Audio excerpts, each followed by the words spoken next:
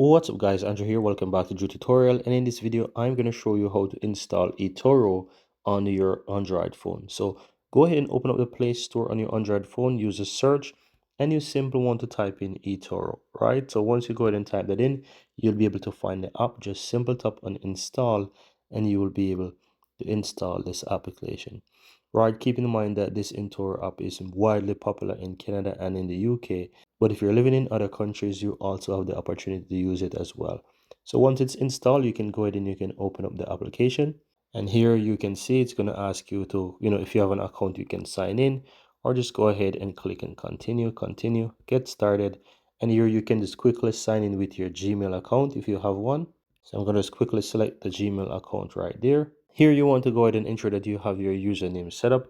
So if you don't have, and you want to ensure that the username consists of 6 to 16 characters in English. So I'm going to go ahead and just basically call this one Drew Toots.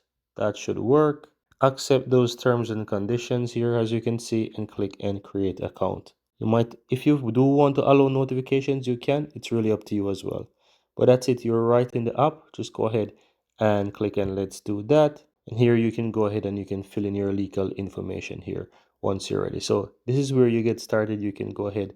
You might want to go ahead and verify your account right there. It's gonna need to verify your identity and so forth. But that's it, guys. That's it. You're in the eToro application. And if you'd like to learn more about the app, go ahead and let me know in the comments below. I'll be more than happy to create more videos showing you how to use this application.